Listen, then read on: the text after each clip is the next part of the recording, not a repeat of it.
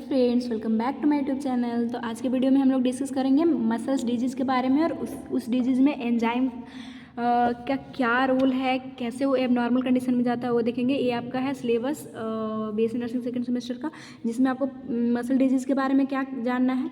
देखिए, इसका हेडिंग सबसे पहले आता है enzyme of diagnostic importance in muscles disease में सीके और एल्डोलेज। सीके एंजाइम मसल्स में हमारे पाए जाते हैं और एल्डोलेज एंजाइम सीके हमारा ये कार्डियक हार्ट में भी जो कार्डियक मसल है उसमें भी पाया जाता है, तो उसमें भी हम लोग इसका कंडीशन देख चुके हैं। अभी तक जितना कार्बोहाइड्रेट, लिपिड, प्रोटीन उस सब का वीडियो मैं सेपरेट डाल चुकी हूँ। अभी हमारा क्लिनिकल एंजाइमोलॉजी चल रहा है, जिसमें कि हम लोग आज ये आइसो एंजाइम ये सब पढ़ने के बाद आज जो हम लोग देख रहे हैं मसल डिजीज़ देख रहे हैं, जिसमें बस मसल डिजीज़ के बारे में जानेंगे और इस एंजाइम के बारे में जानेंगे। तो वीडियो को लास्ट तक बना रहिए। यूनिवर्सिटी में कैसे लिखना है वो भी मैं नोट्स आपको प्रोवाइड कर दूँगी लास्ट में। तो क्या है मसल डिजीज़? सबसे पहले आपको मसल डिजीज़ के बारे में लिखना होगा, वो कौन कौन से डिजीज़ पाए जाते हैं वो लिखना होगा। अगर आप चाहे तो मसल्स का जो एक्टिन मायोसिन वाला जो आप फर्स्ट ईयर में पढ़े थे वो डायग्राम भी आप बना सकते हैं। ये एग्जामिनर पे डायग्राम बनाने से बहुत अच्छा प्रभाव पड़ता है और अच्छे मार्क्स मिलते हैं। Muscles disorder can cause weakness, pain और इवन पैरालिसिस। ये क्या है? तो हमारे मसल्स में हमारे मसल को वीक हो जाना या फिर मसल में पेन होना और इवन पैरालिसिस की कंडीशन को मसल डिजीज़ बोलते हैं। कौन कौन सा है वो डिजीज़? तो आपको ऐसा मेंशन करना होगा। मूवमेंट डिसऑर्डर हो गया, मसल्स में ही मसल्स मूवमेंट में हेल्प करता है, उसी कॉन्ट्रैक्शन से हम ये करते हैं। तो मसल्स डिसऑर्डर जो भी हो जिसमें कि हम लोग मूव नहीं कर पाएंगे क्योंकि मसल कॉन्ट्रैक्ट नहीं हो पा रहा है। मसल क्रैम्प, जिसमें क्रैम्पिंग आता है, हमारे मसल खींचते हैं, बहुत ज़्यादा एकदम जोरों की दर्द होती है। मल्टीपल स्क्लेरोसिस, जिसमें कि हमारे टिश्यू और अर्गन पार्ट जो है हार्ड हो जाते हैं। सेल से हमारा टिश्यू बना, टिश्यू से ही अर्गन बनता है और मसल्स क्या एक तरह का ऑर्गन ही है, तो वो उसमें हार्डनिंग हो जाना मल्टीपल स्क्लेरोसिस बोलते हैं। इसको मस्कुलर डिजीज़ में ही आता है। फिर नेक्स्ट आपका मस्कुलर डिजीज़ कौन सा है? Muscular dystrophy. इसमें क्या होगा? ये एक तरह का ऑटो इम्यून डिसऑर्डर है, जिसमें क्या होता है कि हमारे मसल्स का सेल जो है वो डिस्ट्रॉय होने लगते हैं, छोटा होने लगते हैं। तो ये सब मसल डिजीज हो गए। नेक्स्ट हमारा मिस्थेनिया ग्रेविस। यह एक तरह का न्यूरोमस्कुलर जंक्शन का डिसऑर्डर है। इसको ब्रेन में भी मतलब क्योंकि ये न्यूरॉन से हमारा न्यूरोमस्कुलर जंक्शन के बारे में तो आप जानते होंगे। ये न्यूरॉन्स हो गया जो हमारे सेंट्रल नर्वस सिस्टम का फंक्शनल स्ट्रक्चरल यूनिट है और यहाँ पे हमारे मसल्स पाए जाते हैं और इस जो ये पार्ट है इसको न्यूरोमस्कुलर जंक्शन बोलते हैं। तो उसका अगर टूटना, इस जगह पे डिसऑर्डर होना, उसको मिस्थेनिया ग्रेविस बोलते हैं।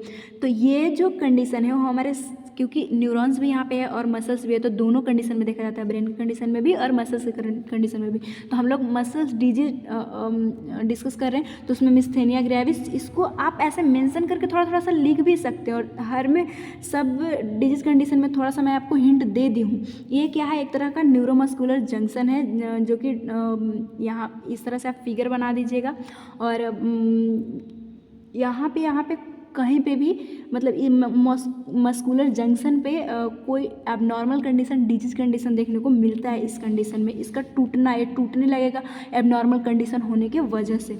फिर मायोसाइटिस है, ये भी एक तरह का मसल डिसऑर्डर है जो कि ऑटो इम्यून डिसऑर्डर है। इस कंडीशन में मसल्स में डिसऑर्डर पाया जाता है, मसल्स का एबनॉर्मेलिटी हो जाती है। फिर एंजाइम्स आपको बताना होगा कि कौन कौन सा है।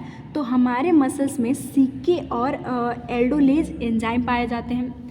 तो उस एंजाइम का अगर ये मस्कुलर डिस्ट्रॉफी हो रहा है या फिर मसल्स में डिजीज हो रहा है, मसल का कंडीशन ही ख़राब हो रहा है, तो इन लोग का जो है वो एंजाइम का हमारे ब्लड में, सीरम में, क्योंकि सीरम हमारे ब्लड में नॉर्मल कंडीशन में पाए जाते हैं, लेकिन इन लोग ज़्यादा मतलब इन लोग का अच्छे से काम नहीं हो रहा है, तो इन लोग इंक्रीज रहेगा इन लोग का जो लेवल है। तो नॉर्मल रेंज हम लोग देखेंगे और उसी से अगर उससे ज़्यादा है तो हम लोग सोचेंगे कि कोई कंडीशन, एबनॉर्मल कंडीशन हमारे मसल में। तो an enzyme that found in skeletal muscle, heart muscle और ब्रेन। यह जो कहाँ कहाँ पाया जाता है? तो मसल्स में, हार्ट मसल्स में पाया जाता है और हमारे स्केलेटल मसल में पाए जाते हैं और ब्रेन में भी ये पाया जाता है, लेकिन हमें डिस्कस करना है यहाँ पे मसल्स डिजीज़ में। हम लोग हमारे सिलेबस में हार्ट में दिया था, तो हार्ट में हम लोग डिस्कस कर चुके और हम लोग अभी डिस्कस कर रहे हैं हमारे मसल्स में।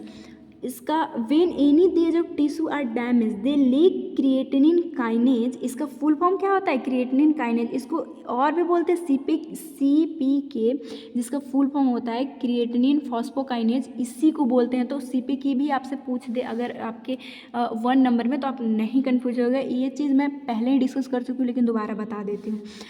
नॉर्मल रेंज मेल में इसका कितना होता है? तो 55 से लेके 170 यूनिट जो है वो पर लीटर।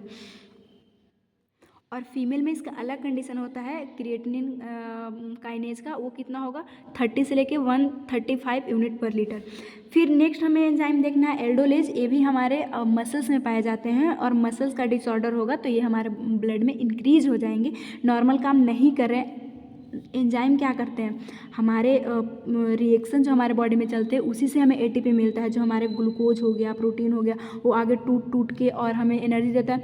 तो वहाँ पे ये रिएक्शन टूटता कैसे है? एंजाइम के प्रेजेंस में।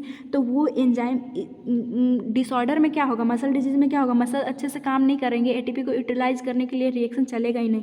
तो ये नॉर्मली ये काम अपना नहीं कर रहा है, तो वो बढ़ जाएगा, तो हमारे सीरम में बढ़े हुए मिलते हैं। सीरम क्या होता है? सीरम देखिए, अगर आपको सीरम ऐसे पता होगा, ब्लड में जो प्लाज्मा है, प्लाज्मा में फिब्रिनोजन, एल्बुमिन, ग्लोबुलिन पाया जाता है। फिब्रिनोजन जो है क्लॉटिंग फैक्टर है। अगर वो क्लॉटिंग फैक्टर फिब्रिनोजन को अलग किया जाए तो जो बाकी प्लाज्मा बचता है उसे सीरम बोलते हैं। तो वही सीरम बार बार यूज हो रहा है, तो उससे आप कन्फ्यूज मत होइएगा। वही सीरम में ये जो है वो ज़्यादा इसका इस जितना रेफरेंस रेंज है, नॉर्मल रेंज है, उससे ज़्यादा मिलेगा, तो हम लोग डिटेक्ट करते हैं कि हमारे मसल्स में कोई डिसऑर्डर हो गया, तभी ये काम ना करके ब्लड में इधर उधर ज़्यादा घूम फिर रहा है। तो क्या बोल रहा है? एन इंक्रीज इन सीरम, वही सीरम जो मैं बताई। और आपको पता है कि लेबोरेटरी में RBC को अलग कर लिया जाता है, WBC को भी अलग किया जाता है, प्लाज्मा को अलग किया जाता है, फिर उससे फिब्रिनोजन का अलग करके सीरम भी देखा जाता है। तो इसमें सीरम का एनालिटिक किया जाता है। Aldolase is find in muscular dystrophy और पॉलीमेलाइटाइटिस।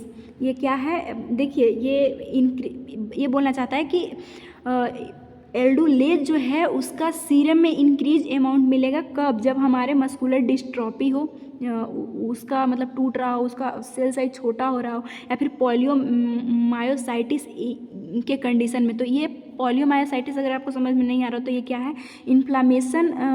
Inflammatory disease that cause a muscle weakness affecting both side of your body.